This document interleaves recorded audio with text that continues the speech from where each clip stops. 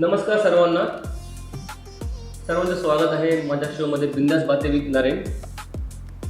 हा podcast show मी पूर्णतः मराठीमधून घेणार आहे. त्याचं कारण असं आहे की आज जे माझे गेस्ट आहेत ते तुम्ही सगळ्यांचंच माहिती आहे की आजकाल आपण राशी, भविष्य, ज्योतिषशास्त्र या सगळ्या गोष्टी आपण बघत असतो इंस्टाग्रामवर, फेसबुकवर, यूट्यूबवर. तर पब्लिक डिमांड म्हणा किंवा माझी स्वतःची इच्छा होती की मी सगळ्यांचं जे आजकाल चालू आहे ट्रेंडिंगमध्ये ते मी आपल्यासमोर मांडू.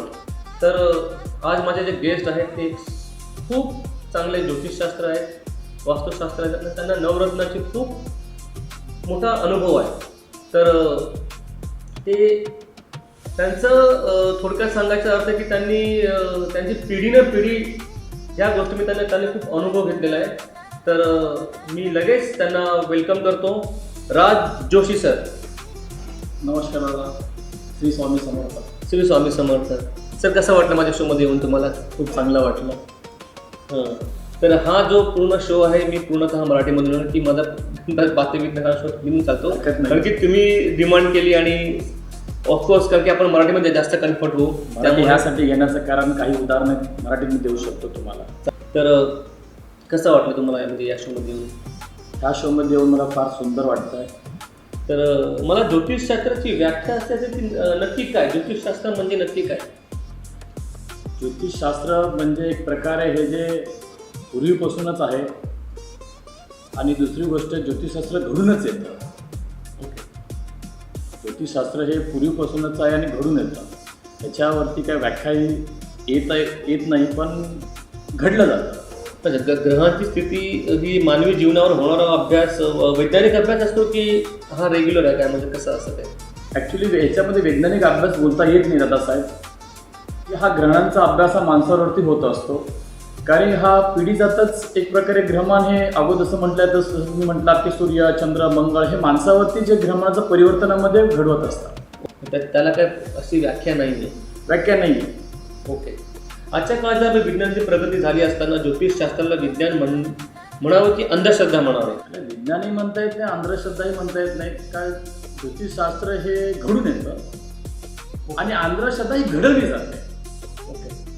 जसं उदाहरणार्थ जसं बाळ जन्माला येतं तर बाळ जन्माला आल्यानंतर ते भवितव्य ते घेऊन येतं. त्याच्या लाईफमध्ये प्रत्येक गुरु स्पॉटलाईट भेटत असतात. जसं त्याला म्हणतात आई गुरु भेटते, शाळेत गेल्यानंतर शिक्षक गुरु भेटतात, कॉलेजला गेल्यानंतर तिथे पण शिक्षक गुरु भेटतात. तसं करत त्यांना जॉबमध्ये पण बॉस गुरु प्रकारच भेटतात. तर त्या प्रकारे कसं आहे जे अंधश्रद्धा आणि विज्ञान हा फरक आहे आणि ग्रहमानाचा फरक आहे. आता दुसरं पद्धती ज्योतिषशास्त्रात कुंडली, हस्तरेषा, अंकशास्त्र आणि केपी एस्ट्रोलॉजी अशा विविध पद्धती आहेत. तर या सर्वांमध्ये नक्की काय फरक असतो सर?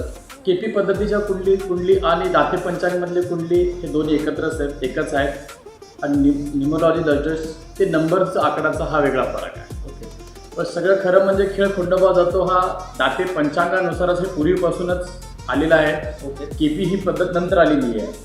पण दाते पंचांगामुळं जे ग्रहमान अगोदर जसं गणपती श्री गणेशांना आपण बोलतो त्यांच्या हस्तगुणानेच हे लिहिलेलं पंचांग आहे. हां, तर ते अगोदरपासूनच जे आहे की ज्योतिषशास्त्राचा भर हा ज्योतिषशास्त्रामध्येच मानला जातो. याला न्यूमरॉलॉजी या म्हणा दुसरं काही असतील, अंधश्रद्धा म्हणा, विज्ञान म्हणा हे नंतर आलेलं आहे. ते अगोदरपासून ज्योतिषशास्त्र आहे. ज्योतिषशास्त्र हस्तरेषा ही एकच आहे. हस्तरेषा ज्योतिषशास्त्र हा एकच भाग आहे. आणि अंकशास्त्र तुम्ही न्यूमरॉलॉजी न्यूमरॉलॉजी हा वेगळा भाग आहे. म्हणजे ते काय असतं म्हणजे न्यूमरॉलॉजी? त्याचा अभ्यास तर माझ्याकडे सचा नाही आहे पण न्यूमरॉलॉजी म्हणजे नंबरनुसार बघितलं जातं. हो. ओके.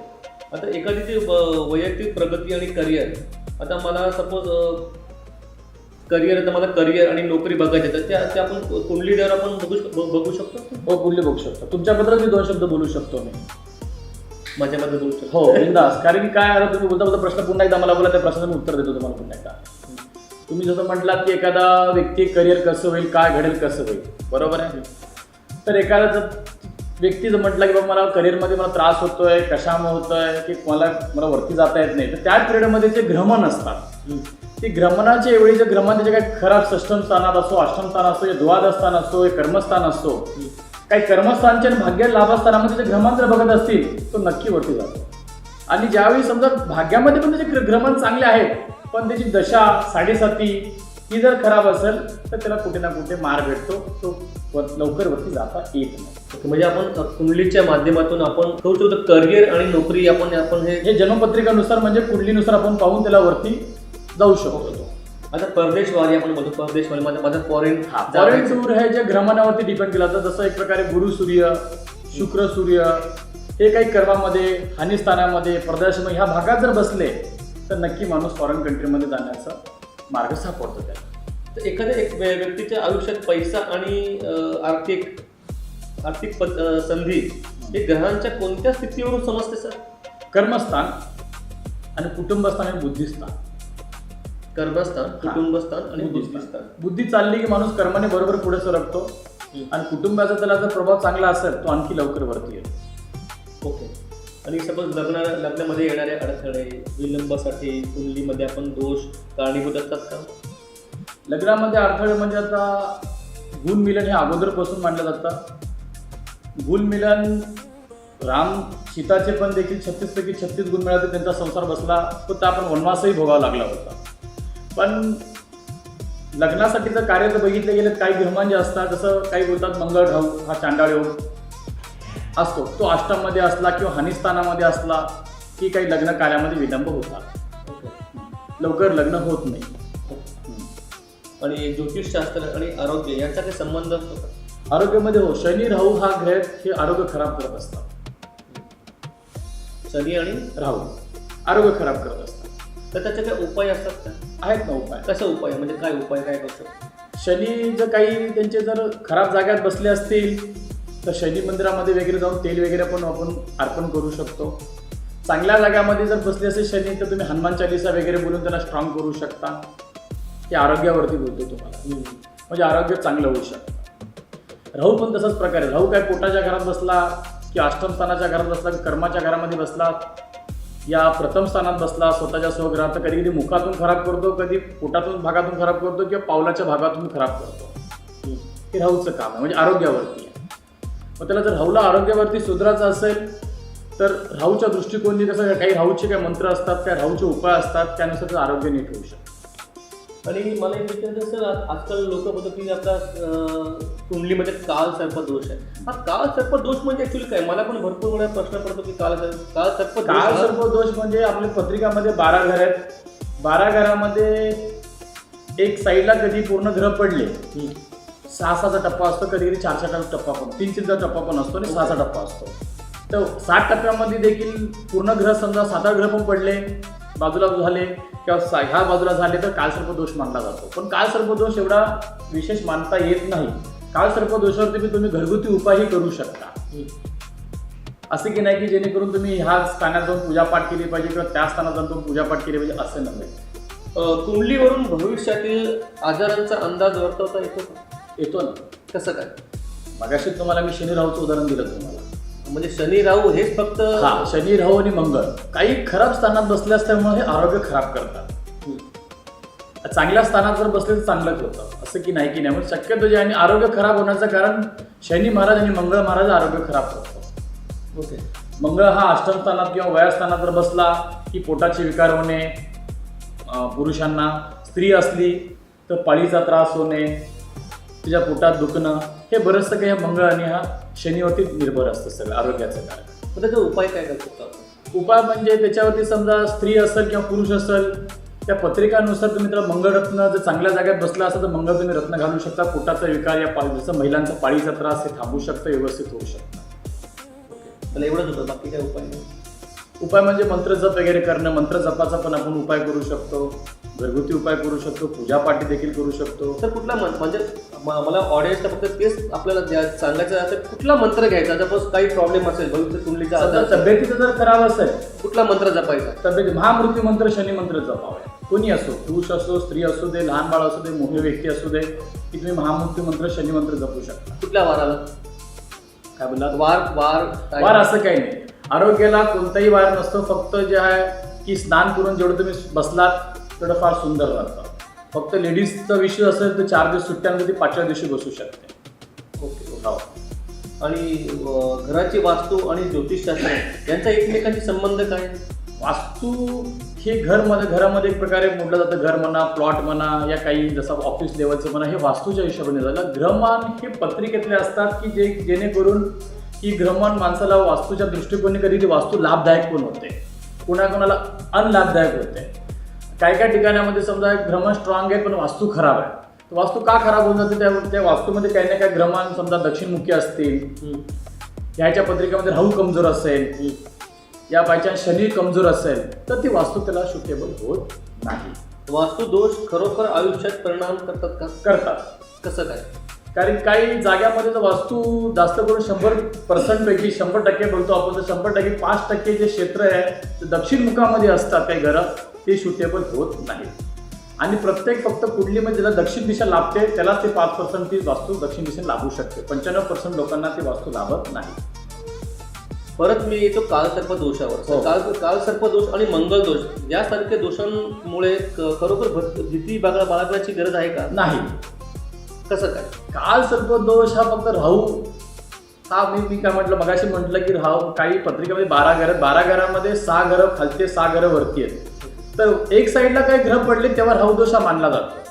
तेव्हा राहू दोष मानल्यानंतर तुम्ही लोक काही बरेचसे काही गुरुजी लोक बोलतात की तुम्ही त्र्यंबकेश्वरला जावा, हरिहरेश्वरला जावा.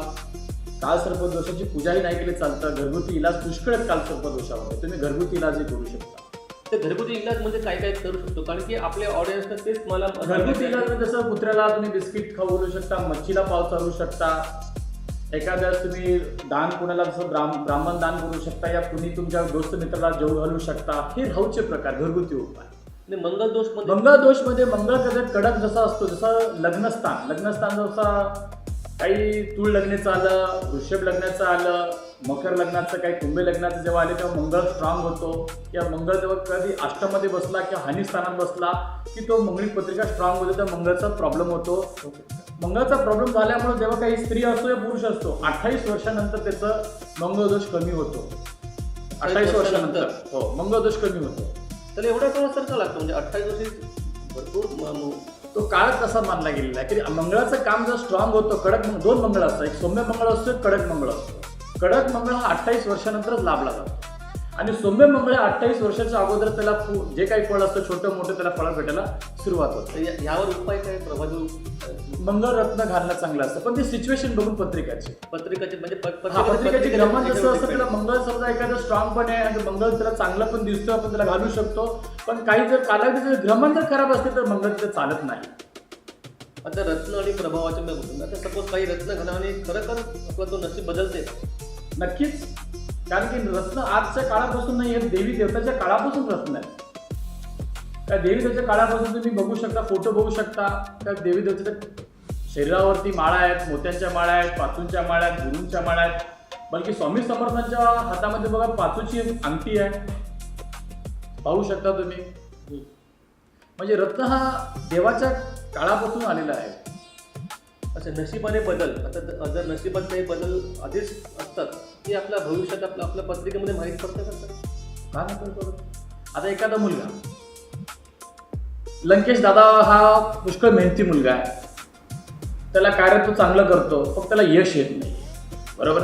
त्या पिरियडमध्ये त्याचं काही ग्रहमान जी स्थिती असते तर त्याला योग्य रीतीने समजा त्याला कोण गुरु भेटलं तर योग्य रीतीने गुरु भेटल्यानंतर त्याला जे कुठे ना कुठे त्याला जे रत्न म्हणा या काय उपाय म्हणा पूजापाठ म्हणून तो भरभराट वरती करून येऊ शकतो, त्याला रस्ता दिशा देतो. ओके, त्याला तेच उपाय तेच असतात. हो. ओके. तुमचा सर्वात आवडता ग्रह कोणता? शुक्र आणि गुरु. ओके, का? रिझन? शुक्र हा कला कौशल्यामध्ये मानला जातो की कला कौशल्य म्हणजे जसं उदाहरणार्थ की आपण कोणत्या समजा हातामध्ये आता मी समजा IT क्षेत्र निवडतोय, फार्मसी निवडतोय, या काही डॉक्टरी निवडतोय, या इंजिनिअर क्षेत्र निवडतोय, हे शुक्राचा भाग हा मानला जातो. आणि गुरुचा भाग म्हणजे गुरु म्हणजे बुद्धी लावणं, शुक्र म्हणजे कला कौशल्य. ओके. आणि कुंडली की हस्तरेषा जास्त अचूक काय? कुंडली.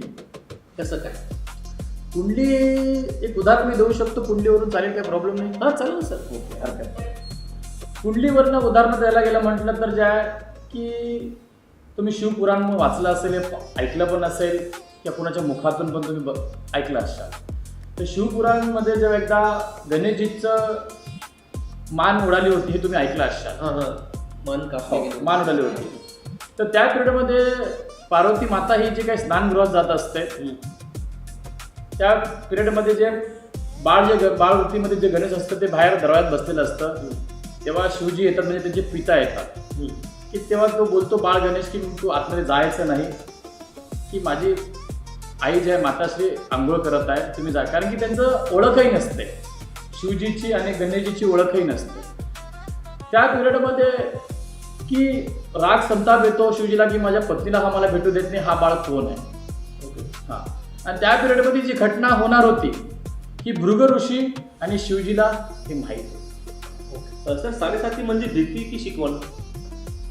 ह्याला भीतीही बोलता येत नाही, शिकवणही बोलता येत नाही. साडेसाती पिरियडमध्ये उदाहरणार्थ नरेंद्र मोदी पण प्रधानमंत्री झाले होते.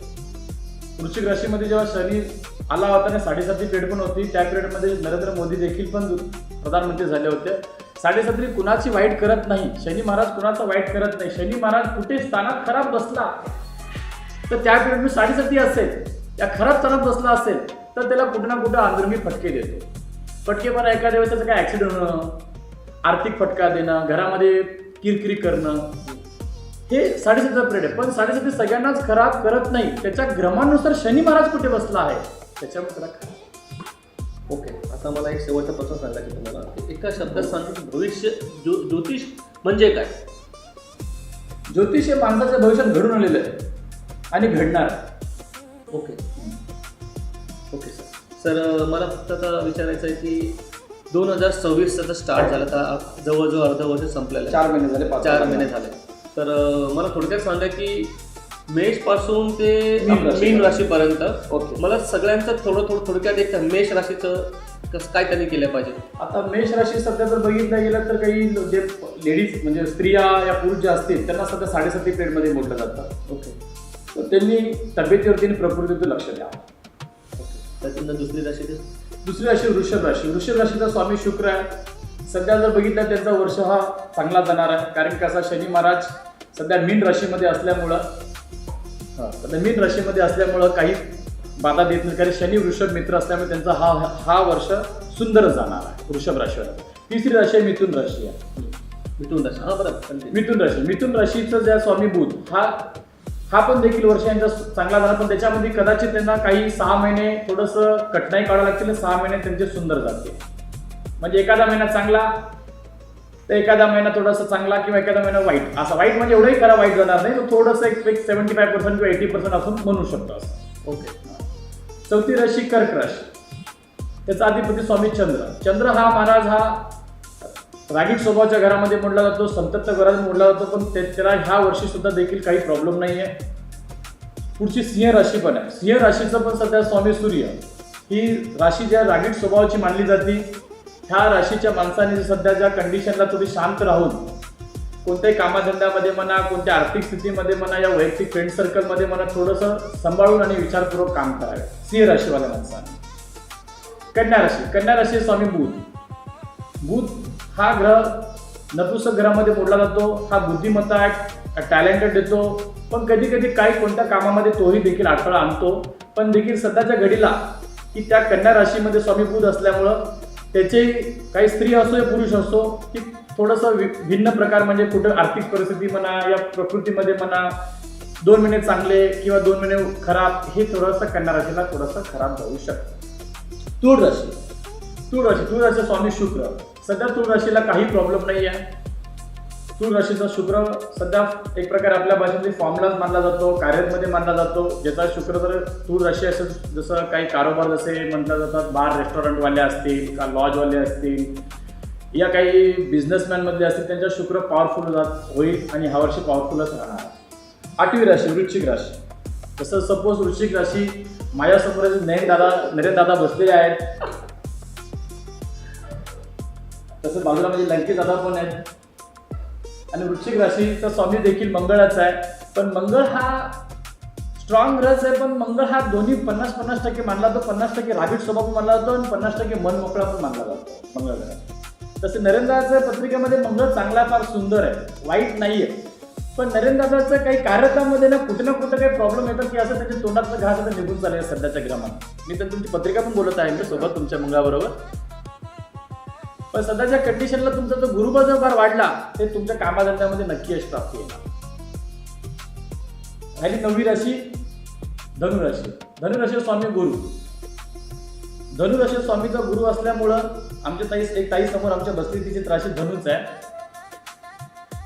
बरोबर ताई? तर धनु स्वामीचा स्वामी गुरु आहे. हा गुरु उज्ज्वल असतो, कुणाचा लवकर तर खराब करत नाही. धनुराशीचा स्वामी गुरु आणि मीन राशी स्वामी गुरु कुणाचा लवकर. गुरु हा शक्यतो हा देवांचा ग्रह मानला जातो. गुरु हा देवाचा ग्रह आहे, सगळ्यांचा देवांचाच गुरु आहे. कोण? बृहस्पती म्हणजे गुरु हा देवांचाच गुरु आहे. त्याच्यामुळे शक्यतो धनु राशीवाले गुरु आणि मीन राशीवाले हे लोक कुणाचं सध्या वाईट बघत नाहीत आणि वाईट चिंतत पण नाहीत. पण सध्या मीन राशीलाच आहे. मकर राशीला सध्या एवढं काही विशेष नाही, पण कुंभ आणि मीन मेष राशी ह्या राशीला 7.5 असल्यामुळं ह्या लोकांनी सावध राहावं, प्रकृतीवरती लक्ष द्यावं आणि गाडी घोड्यामध्ये सावधान चालावं. म्हणजे जवळजवळ आपण 12 राशींचं भविष्य महाराजांनी सांगितलं आहे. तर सगळ्यांनी ऑडियन्स लोकांनी लक्ष द्यावं आणि ज्या कोणालाही काही आपल्या कुंडलीबद्दल काही सांगायचं असेल तर मी महाराजांचा नंबर माझ्या स्क्रोलिंगवर देणार आहे, डिस्क्रिप्शनवर देणार आहे. तुम्ही त्यांना कॉल करून त्यांना विचारू शकता. महाराज आता तुम्हाला मला विचारायचं आहे की आता रुद्राक्ष हा धारण करणं चांगली गोष्ट की वाईट गोष्ट आहे? चांगली गोष्ट आहे. पण रुद्राक्षाचे काही नियम पण असतात. त्याचे काय नियम असतात? आता सपोज मला 3 मुखी रुद्राक्ष आहे तर ते मी घातल्यावर माझ्या शरीरावर काही निगेटिव्ह पॉझिटिव्ह आणि ते कधी घालायचं आणि कधी नाही घालायचं? मी 3 मुखी घाला या 5 मुखी घाला, शक्यतो 1 मुखी तर लवकर भेटत नाही रुद्राक्ष. 3 मुखी 5 मुखीचे रुद्राक्ष भेटतात. 3 मुखी घाला या 5 मुखी घातल्यानंतर स्त्री असो पुरुष असो काही घालण्याचे नियम म्हणजे कसे असतात? जे विवाह लोक असतात त्या लोकांनी रात्री काढून ठेवावं. कारण की रुद्राक्ष हे शिवजीचं एक प्रतीक आहे आणि त्यांचा एक भाग आहे. त्याच्यामुळे रुद्राक्ष ही घालणं चांगलं, पण शक्यतो स्त्रीने घालू नये. पुरुषांनी हा रुद्राक्ष घालणं सुंदर. पण सर स्त्रीने का घालू नये? स्त्रीकडे कसं नारी शक्ती स्त्री आहे, पण स्त्रीकडे कधी कधी काय होतं की त्या लेडीज इश्यूमुळे कसं एखादी मैत्रिणी सांगत नाही की मला हा इश्यू झालेला आहे, तर त्याला काही उपाय पण असू शकतात ना? त्याला उपाय दादासाहेब काही नाही. कारण कसं स्त्री हा जे लेडीज इश्यू असल्यामुळे ना काही उपाय म्हणजे जसं बघितलं गेलं तर रुद्राक्ष म्हणा या पूजापाठ म्हणा त्या पिरियडमध्ये आपण 4 दिवस काही करता येत नाही. ओके. हां. आणि स्त्रीने शक्यतो रुद्राक्ष घालू नये. घालावे, पण कधी घालावे? ज्या स्त्रीच्या समजा लेडीज इश्यू बंद झाला वयाच्या 50 नंतर 55 नंतर तो रुद्राक्ष लेडीज घालू शकतो. Okay sir. आणि गुरु आणि समजा त्यांना काही स्त्रियांना काही गुरु वगैरे कोणत्या स्थानात या मठामध्ये म्हणा या कोणत्या स्थानामध्ये गुण भेटला तर त्या जर स्त्रिया जर गुरु तर रुद्राक्ष घालत असतात हरकत नाहीये, पण शक्यतो त्या स्त्रीने रात्री काढून ठेवणं चांगलं. सर मला थोडं दुसरं पण विचारायचं आहे की आता आपण उज्जैन या साईडला जातो तर तिकडे तर भरपूर आपल्याला अघोरी बाबा भेटतात. तर ते शिवजीची पूजा करतात ते 100% खरं असतं का हो सर? म्हणजे मला फक्त तेवढं विचारायचं. प्रॉपर मंदिरामधला विचारता का मंदिराच्या बाहेरचा विचारता? मंदिराच्या बाहेरचं विचारतो सर. आपण बघतो अघोरी पण बोलतो, मंदिराच्या बाहेरचा पण बोलतो. म्हणजे अघोरी हा म्हणजे हा काय प्रकार आहे? अघोरी हा प्रकार जर बघितला गेला साहेब, अघोरी हा प्रकारचा बघितलं गेलं तर ज्यांना खरं म्हणजे पार्वतीने दिलेला आशीर्वाद आहे अघोरी लोकांना. अच्छा. कारण की म्हणा आणि म्हणी हे 2 भक्त होते की ते काली माताचा भक्त जास्त करून जप करत होते आणि त्यांनी प्रगट पण केली होती काली. ओके. तर काली माता प्रगट केल्यामुळे स्वतः त्यांनी साक्षात त्यांच्या स्थानामध्ये पण स्थापन केली होती आणि काली माताला त्यांनी सर्व आणलं पण होतं. ओके. आणल्यानंतर जे काली माताला आणल्यानंतर त्यांच्याकडे ते म्हणणार म्हणींनी त्यांच्याकडून जी अभ्यासाची शक्ती या त्यांच्या काही पॉवर हे काली माताकडनं त्यांनी अघोरीची विद्या प्राप्त केली होती. कुणी अघोरी लोकांना? अघोरी लोकांनी हे काली माताचं मानलं जातं. प्रतीक आहे त्याचं, म्हणजे प्रतीक आहे प्रकारे. ओके. तर ही अघोरी विद्या आजपासून नव्हे, ही शिवपुरातून काळातूनच मानली जाते. ही आता नवीन नाही आली नाही, ही जुनीच आहे. नाही मी काही ऐकलं की अघोरी लोक काही म्हणजे मांस मच्छी आपला जिवंत जाळलेले मांस खातात. तर ही त्यांचा आपला पूजेचा प्रकार आहे की त्यांना एक कसं त्यांना विद्याशक्ती प्राप्त होण्यासाठी कधी कधी ते खावं लागतं. म्हणजे खरी गोष्ट आहे का? म्हणजे आम्ही बघतो काही व्हिडिओमध्ये बघतो मला ते कसं म्हणजे त्याला काय मानायचं म्हणजे काही काय बोलत ते चांगलं नाही म्हटलं मांस खाणं, हे मांस खाणं हे जे आगुरी विद्यावाले हे खातातच, कारण की त्यांना हे विद्या ते खाल्ल्याशिवाय कधी कधी प्राप्त होत नाही. ओके. आणि सर आपण उज्जैनला गेलो होतो, तिकडे आपले काल भैरव बरोबर, तर काल भैरव आपण बोलतो ना ते त्यांना आपण दारू आपण वाईन वगैरे त्यांना पाचतात, तर हे कितपत योग्य आहे तुम्हाला वाटतं? म्हणजे मला ह्याचं काय माहीत नाही, तुमच्याकडून जाणून घ्यायचं म्हणजे हे काय त्याचा मागचं इतिहास काय? काल भैरवला ऍक्च्युली तसं रिअल म्हटलं गेलं तर दानच त्याचं ते दारूच दान नाही त्याला. त्याच्यामध्ये किती हिस्ट्री असेल ना सर, म्हणजे काहीतरी हिस्ट्री म्हणजे गेलं दादासाहेब जे काल भैरव हे जे शिवचं रूप मानलं जातं, कारण की हर प्रत्येक ठिकाणामध्ये जसं देवीचं स्थान आहे, जसं 51 शक्तीपीठ आहे. ओके. 51 शक्तीच्या पीठाच्या बाहेर तुम्ही कोणत्याही मंदिराच्या बाहेर बघा तुम्हाला शिवलिंग भेटलं, ती शिवलिंग काल भैरवाचीच मानली जाते. ओके. एक प्रकारे कारण की तो रक्षक मध्ये मोडला जातो, म्हणजे शंकराचा रक्षक हा काल भैरव. हा काल भैरव. तर त्याच्यामुळे त्याला जे दान जे जातं ते दारूच दान जातं. म्हणजे प्रत्येक देवाला काही ना काही वेगवेगळं दान आहे. पण सर दारूच का? म्हणजे माझं म्हणणं असं की दारूच का? म्हणजे त्याचं दारूचं काही वेगळं असेल ना काहीतरी सर. दारू म्हणजे त्या वेळात अमृत हे शब्द वापरला जायचा. अमृत. तर एखादा भक्त जे असतो ना, शिवजीचा भक्त, काही भक्तांना भांग आवडली जाते, भक्तांना काहींना अमृत आवडलं जातं. त्या प्रकारे त्या काल भैरव देवाला देखील जे स्थानामध्ये जे आहे पायस्थान, तुमच्या जसं पायस्थान बोलतो आपण, त्या पायस्थानामध्येच काल भैरवला दारू अर्पण केली जाते, मुखात अर्पण केली जात नाही. पण आपण बघतो तर मुखात अर्पण करतात. ते कालभैरव तुम्ही वैष्णवीचं मंदिराच्या साईडला कालभैरव मंदिर आहे, त्या साईडला तर तुम्ही गेला तिथं तर मुखात पण दान केलं जातं. मग मी उज्जैनमध्ये बोलतो काल भैरवला मुखातच अर्पण करतात. मुखात पण दान केलं जातं, कुठं पायास्थान पण दान पण केलं जातं. पण हे प्रत्येक जसं म्हटलं दान हे त्याला चालतं म्हणजे चालतं. आणि सर दुसरी गोष्ट आहे अशी ऐकली की मी सपोज काल भैरवला आपण जी पाजलेली दारू आपण जी त्याला आपण अर्पण करतो, जर तीच दारू आपण घरी आणली तो काल भैरव आपल्या मागे येतात, ही गोष्ट खरी कितपत खरी आहे? काल भैरव घरी येत नाही, घरी म्हणजे आपल्या मागे आपल्या पिछा करतात, म्हणजे ही गोष्ट कितपत खरी आहे? ही गोष्ट खरी आहे. मी याचं उदाहरण तुम्हाला सगळं समजून सांगतो की काल भैरवला जर तुम्ही भले एक बॉटल दारू घेतल्यानंतर तुम्ही अर्धी बॉटल जर सोडली आणि अर्धी परत घेऊन आलात तर त्या देवाला ते पूर्णपणे अर्पणच केलं पाहिजे, अर्ध अर्पण नाही केलं पाहिजे. मग त्याचा त्रास होतो का आपल्याला? होतो. कारण की काल भैरवच आपल्याला त्रास देतो, तो शिवचाच कारक आहे, तो शिवच आपल्याला त्रास देतो. असं काय तुमच्याकडे उदाहरणं आहेत का? म्हणजे काही लोकांनी म्हणजे भरपूर लोक मी असं बघितलेलं, तुमच्याकडे असं काय पर्टिक्युलर कोणी आले का बाबा मला हा त्रास होतोय त्याला काय उपाय वगैरे म्हणून असं काय तुमच्याकडे काही? पत्रिकेच्या भागातला बोललं तर माझ्याकडे बरेचसे लोक येऊन गेलेले आहेत. ओके. हो. तर तुम्ही आता बोलता मला काही राशीबद्दल विचारलात, काही जसं मी काही लंकेदाराचं नाव घेतलं, तुमचंही नाव घेतलं मी, काही पत्रिकेमधले काही ग्रहण खराब असतं, असे पुष्कळ लोक या स्त्रिया असो पुरुष माझ्याकडे येतात, त्याच्यावर उपाय देतो मी. अच्छा. ओके सर, धन्यवाद सर, तुम्ही माझ्या बिंदास बाते विथ नरेन या शोमध्ये आले आणि आपण अजून पण काही डिटेलमध्ये जाणून घेऊया. सर तो आजपर्यंत मी माझा शो थांबवतो आणि सर धन्यवाद तुम्ही माझ्या शोमध्ये आल्याबद्दल. Thank you so much.